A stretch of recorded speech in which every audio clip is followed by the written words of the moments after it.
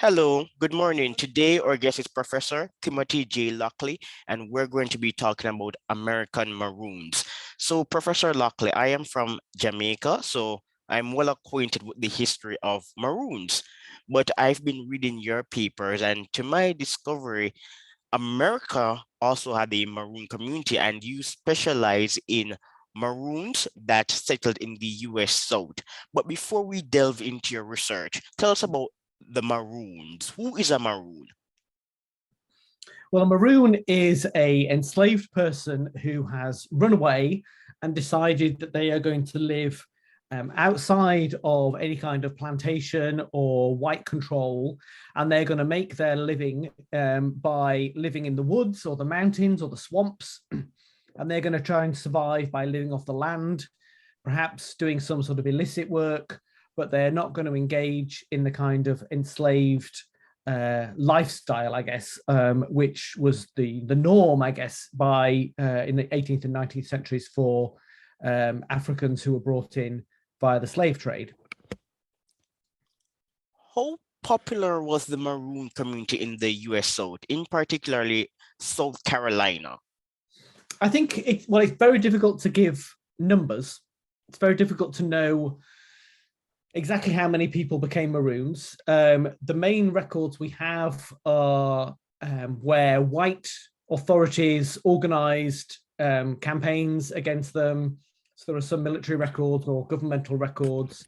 There are some newspaper accounts of Maroon activity, but we know we're only ever seeing a small snapshot. In a way, you're seeing like the tip of that great big iceberg. So there's no way to know for sure. It was certainly not a majority or anything like, and the Maroon communities in the United States are almost certainly smaller than they are, for example, in Jamaica or in Suriname or in Brazil. But we still know about communities that were probably measured in the hundreds rather than measured in the tens. So they are probably bigger than we ever thought, and they probably existed in lots more places and for longer than we thought as well. And I guess part of the reason why I did my research was to try and make the point that Maroons existed wherever slavery existed. And they are not just limited to the places where they're most well known, for example, like in Jamaica, that they actually exist wherever slavery existed, because that fundamental desire for freedom and the ability to escape into remote areas existed wherever slavery existed. Because even in the US South, which is comparatively, well populated, that it's still a vast area where there's lots of space where Maroon communities can exist, and where plantation style agriculture, it just isn't viable and isn't possible because the land conditions don't suit it. So there's always land that can be used by Maroon communities. What was so special about South Carolina? Why were more Maroons in South Carolina? I think that's partly because South Carolina had the highest ratio of enslaved people to white people in the US. So probably 2/3 of the South Carolina population was enslaved. Now, nowhere else in the States did it get to 50%. So there's a lot more enslaved people as a proportion of the population in South Carolina than elsewhere. And therefore, there's a lot fewer white people, and therefore they're making a lot less use of the land. So there's more space, I think, as well in South Carolina. We know that Maroon communities existed in North Carolina, in Georgia, in Virginia, and it's possible people could do more work on those kind of communities as well. The largest community that we know of in the US existed on the border of North Carolina and Virginia, and it was in the Great Dismal Swamp. And that was probably larger than any of the communities in South Carolina. So I don't want you to think that South Carolina is particularly unusual in this respect. It's just that I chose to concentrate my research on South Carolina. Because, as you explain, by 1708, enslaved Africans formed a majority of South Carolina's population, the only mainland colony in which this happened, and in the coastal parishes dominated by rice plantations, up to 80% of the population was enslaved. Yeah, that's absolutely right. The sort of coastal area is sometimes as a population that is only only 10% white and it's 90% enslaved. You also note the slave population of South Carolina also was more African and became creolized more slowly than the other significant concentration of slaves in colonial North America in Virginia. Even in the 1780s, about a third of the 100,000 slaves living in South Carolina had been born in Africa. So there are Yeah, some parallels between South Carolina and Jamaica. yeah, Jamaica imported male slaves from Africa. Barbados had natural increase, and Bayesian slaves were creolized earlier than Jamaican slaves. yeah. And so South Carolina, and I think to some extent Georgia, but it comes along a little bit later. It's often, especially the 18th century, easier to view those two colonies as much more part of the Caribbean than part of North America, because their demography and the way their societies are organized are very similar to those societies, for example, in Jamaica, with a very small white population and a much larger enslaved population. And South Carolina imports a higher proportion of Africans than anywhere else in the US. There's direct shipping comes from Africa to Charlestown in the 1760s, 1770s. And then South Carolina is the only state after the revolution to reopen the slave trade in the 19th century. So it reopens the slave trade between 1804 and 1808 and imports another sort of 70,000 people. So there's a reason why South Carolina's population is more African than anywhere else in the US. Were Maroons likely to be men or women? From the evidence we have, we know they're more likely to be men, and that's following a trend that we know that men are much more likely to run away from slavery than women. Now, a lot of people who run away from slavery are only run away for a day or two and then they go back. And often we call those people truants, so they're very short term. But Maroons are the same pattern, is that they're generally male, but not exclusively so. So we have some evidence of Maroon communities having women living there, women who were wives, who were willing to do things like grow crops in the communities that the Maroons created. So we know that that both genders existed, but I think all the evidence we have suggests that they are both they're dominated by men and that they're male majority. So I would expect 75% perhaps of the Maroons to be male. Maroons, did they cooperate with slaves? I know this is a contentious issue, but to give our listeners some context, I'm going to read a snippet from your article. The Charles Manigault, owner of Silk Oak Plantation on the Cooper River near Charleston, commented that no overseer or planter should speak on such subjects even before a small houseboy or girl, as they communicate all that they hear to others who convey to the spies of the runaways who are still at home. Yes, this statement is indeed true, but were Maroons and slaves friends? Because you also argue that the Maroons would attack the slave settlements, and when they did, slaves suffered because they lost their crops and produce. So slaves had a problem with Maroons, even though some of them were likely to cooperate with Maroons. So explain the complexity of the relationship. Yeah, and I think both things can be true at the same time. So we certainly know that enslaved people remaining on plantations helped Maroons, but they would help Maroons who they knew. Those who would perhaps come from their plantation, or perhaps they were family members, those people would be supported with food, with supplies, with information. And that's not that unusual. But we also know that the slaves remaining on plantations were not that supportive of Maroons they didn't know. Maroons they didn't know just looked like bandits to them, because they would effectively attack a plantation, and they were there seeking supplies, sometimes seeking women to forcibly recruit into their community. And they didn't care about how the enslaved people reacted. And therefore they're much more like raiders. but these are usually outside people. They're not attacking their local plantation where they know people. They're attacking sometimes hundreds of miles away from where they're based. They're using the river networks. They're traveling 100 miles downriver to attack a plantation or to get food or to get supplies. And understandably, the people who live on that plantation, the enslaved people who live on that plantation, don't like this because they're stealing their food, their crops, sometimes attacking them and taking their women. So that's when you see enslaved people quite happy to cooperate with whites to eliminate these kinds of marauding gangs. And that cooperation takes many forms.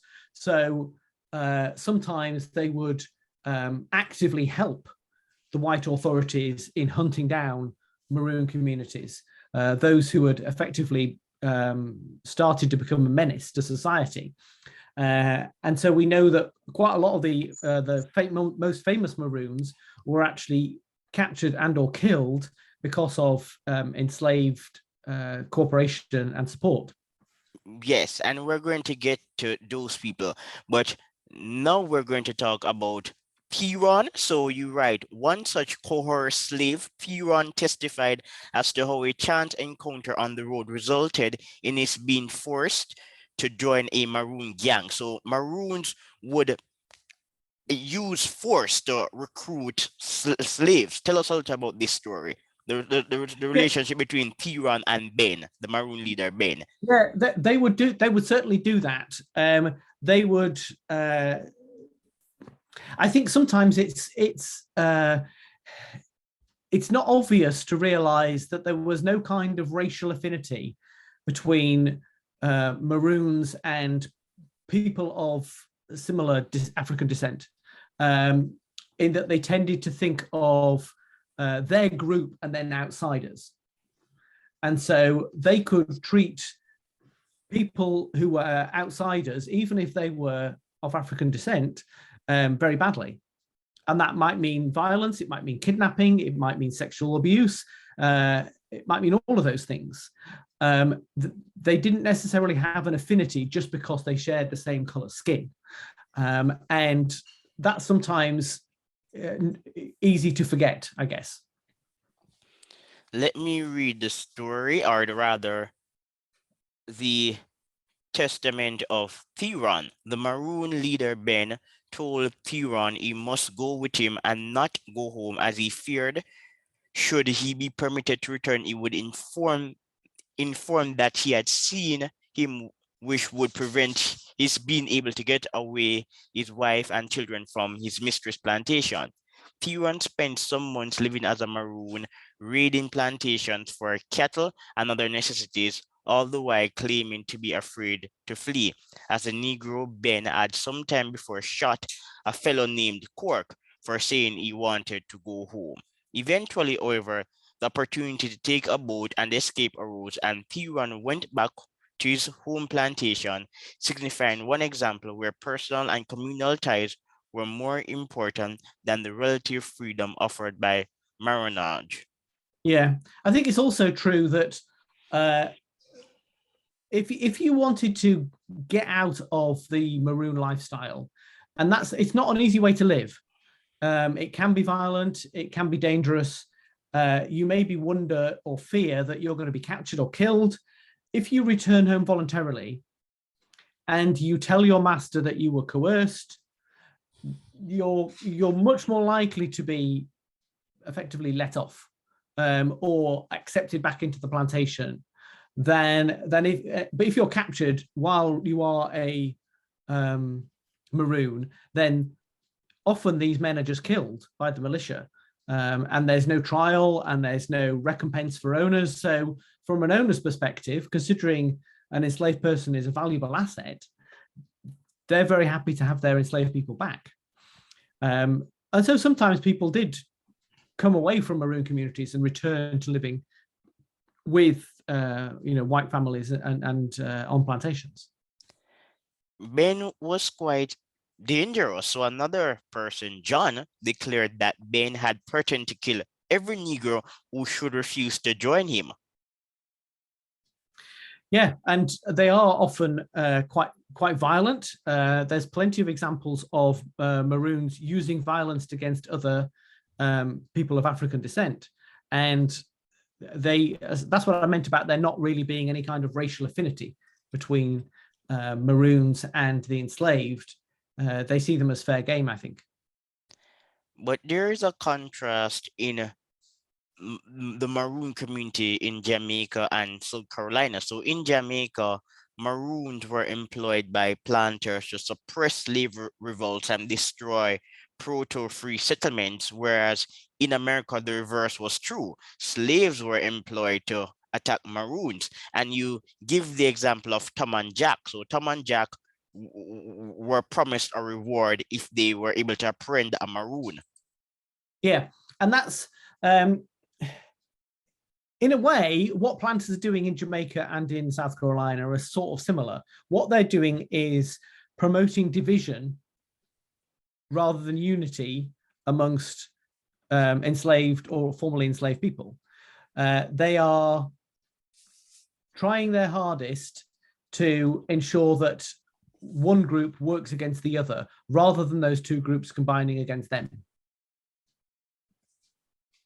Yes, and Maroons were also able to kill planters. So how did they get guns? I know that some slaves got guns from their masters to kill animals, others acquired guns via theft. But how did Maroons get guns? Was there some underground system where enslaved people were delivering guns to Maroon? Was there a gun trade? Thomas Thistlewood, in his book, he refers to some gun trade, but I'm yet to find more literature on the topic explaining the gun trade during slavery. But there seems to have been a gun trade. Yeah, I think guns are probably more widely available to enslaved people than people realize. And that's partly because guns in the 18th century and in the 19th century are not guns like we think of them today. They are not desperately accurate. They are slow to load. So guns aren't necessarily the weapons that we think of them now. Having said that, we know that Maroons had guns, and we know that Maroons, they nearly always stole guns and powder and shot from plantations. So they did, I haven't found any evidence of a illicit gun trade. So I think they raided plantations for those kind of things. But probably more useful to them were sharp-edged cutlasses, that kind of thing. That was probably a more useful weapon than a gun. But we do know that some of them did have guns and they did know how to use them. But no, I don't think we should think of guns as being quite as devastating as they can be in modern day society. Timothy, did Maroons always get information from the enslaved voluntarily? Because as you said, it is not known whether the intelligence and support given, and this was given to Joe, were forced or voluntarily. So were Maroons also extorting information from enslaved by using force or blackmail? Yep, absolutely they were. So some information will be given voluntarily, but there's other information that we know was given under duress, and that if somebody held a knife to your throat or pointed a gun in your face and said, I want to know, is the master away from home this week? Then I think if you were the enslaved person, you'd answer, wouldn't you? So they do give information under coercion, as well as giving information voluntarily. So both things happen. And they even attack the free community, because Joe, another Maroon, forced a free black woman at gunpoint to give him a considerable quantity of bacon, corn, and even ammunition. Yep. And this is what I mean about there not being any kind of racial affinity, in that what Joe is looking for is supplies, and he doesn't really care where he gets them from or who he hurts and harms and even kills in the process. He assesses his need as being paramount, and that's why increasing numbers of enslaved people or free black people also saw this as being just sort of banditry, I guess, and they're not freedom fighters or anything heroic. Often they're just seen as being criminals. And Joe, as you write, when they wanted to apprehend Joe, they employed the services of a slave. So in this, they were Yeah. correct, meaning that not all blacks were united. A slave named Billy, owned by Austin Perry, provided active and ready cooperation in planning the capture of Joe. But events in the meantime rendered Billy's help superfluous since Joe was killed on October 4th. Yeah. And so But Billy I was still think, paid. Billy was paid $47. yeah. So they would pay for information, but they would also use enslaved people as effectively bait, so that enslaved they thought that Joe would more likely trust an enslaved person. So like he wouldn't try and trade or contact a white person easily, whereas he might approach a black person on the river, and that's what happened in this case. But he didn't realize that this particular person was working in league with white people, and then Joe was killed. Timothy, how were these communities organized? Because in Jamaica, there was an organizational structure. Some Maroons were called colonels. How were these groups organized? Were they I think what centralized or decentralized group? Did they have a leader or were they leaderless? I think they tend to have a leader, and they tend to be centralized, and they often use military titles. So all of that is very similar to Jamaica. So we know that often the leaders will call captain somebody, and I think that's all very, very similar. I don't think there's much democracy in these societies. I think it is men taking the lead, enforcing their will on others. And what I learned when I was studying Maroon communities is that the most successful Maroon communities are the quietest, the ones that don't go out and raid plantations, the ones that just stay hidden and live off the land and just don't come to anyone's attention. Because white people sometimes don't even know about those communities. But even when they do, if they're not causing any trouble, they often just prefer to ignore them. And it's only when Maroon communities start to be a nuisance and they start to attack other communities, they start to be a problem, then they need to be dealt with. And that's when considerable efforts and quite a lot of money is expended to try and solve that problem.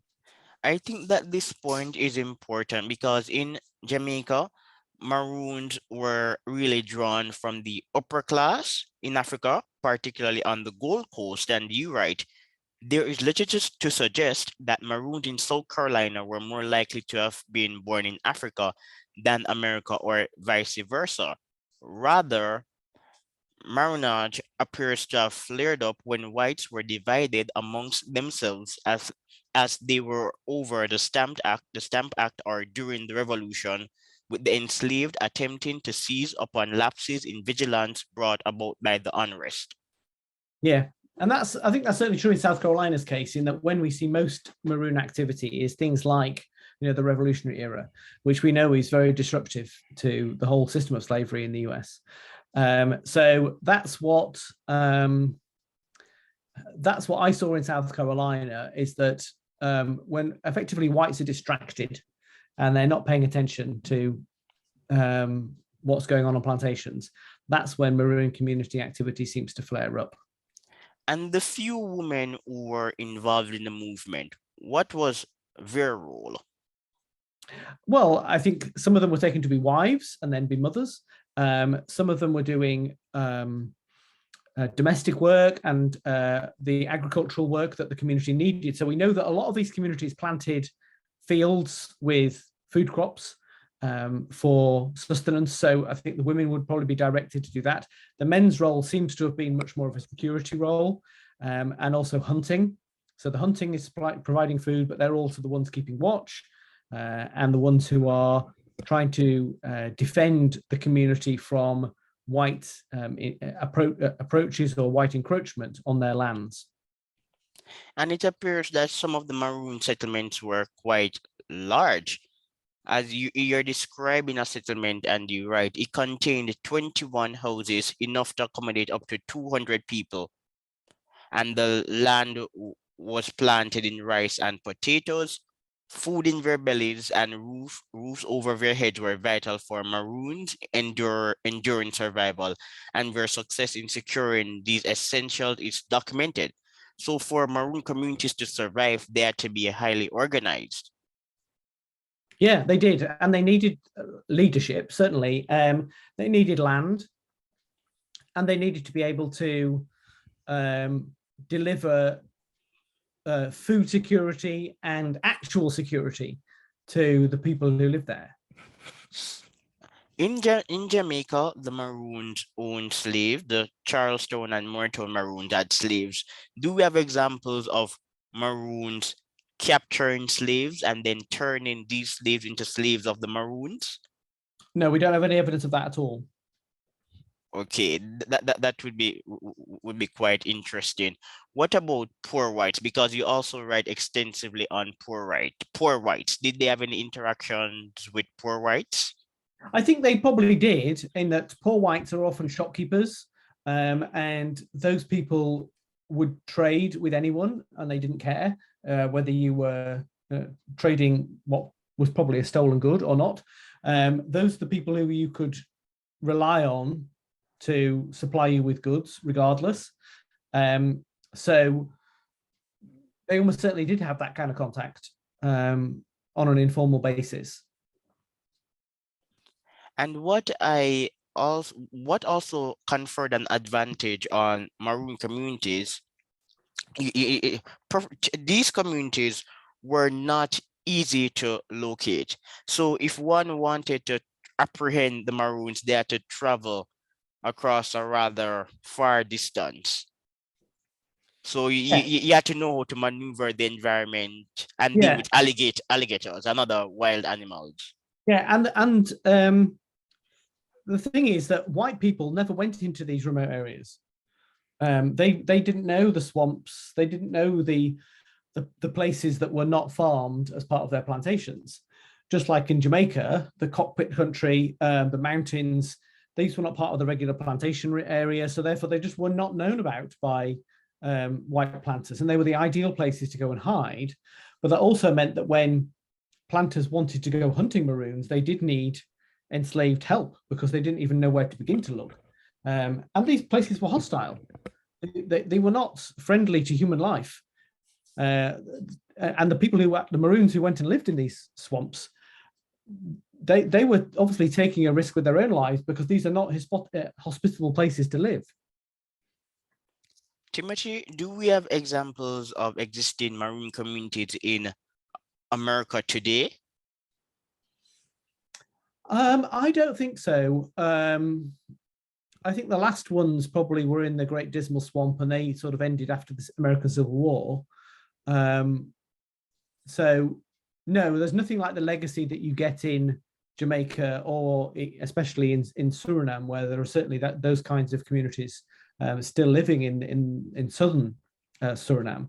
There's not really that lingering sense of life in the US. I think partly because the population is very big now, and the US is very developed. So the remoteness, those remote areas have generally disappeared. All right.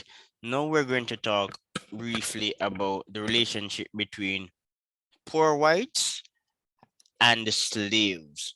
Why didn't planters want poor whites to associate with slaves? There's a couple of reasons. From a sort of if you think about from a slave perspective, what they didn't want poor whites to do was supply slaves with illicit goods such as alcohol or tobacco. They didn't want them to be an outlet for illicit trade in any shape or form. They didn't want poorer whites sort of interfering with their enslaved people, perhaps giving them information about things. But from a poor white perspective, they didn't want any kind of interaction that would highlight the fact that the American slave society was set up by a very small elite, and it was run by a very small elite, the slaveholders. And the last thing they wanted was to give any kind of encouragement to poorer whites seeing themselves as equally suffering and exploited as enslaved people. So they try to sort of create the racial division as the main thing that is important in the South, so that poorer whites would think of themselves as part of a white community rather than part of a poor community. And that they often traded with each other, much to the detriment of white elites. They breached the Sunday law. Sorry? They breached the Sunday law. They sold, yes, they did business on a Sunday. Yeah, absolutely they did. They broke the law because as far as they were concerned, they needed to make money. Slaves usually sold goods at, below market price. They could then resell goods, at market price and make a profit. Slaves often paid cash for things. They didn't require credit, and they didn't care that owners didn't want this trade to go on. So they would break the law. They would do it, at night in secret in order to make the money that they wanted to make. And of course, slaves that by this sort of trade, they got access to a whole load of materials they would never have had access to otherwise.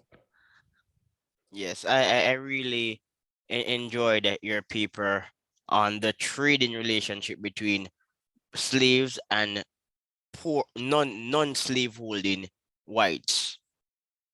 I think it's quite fascinating.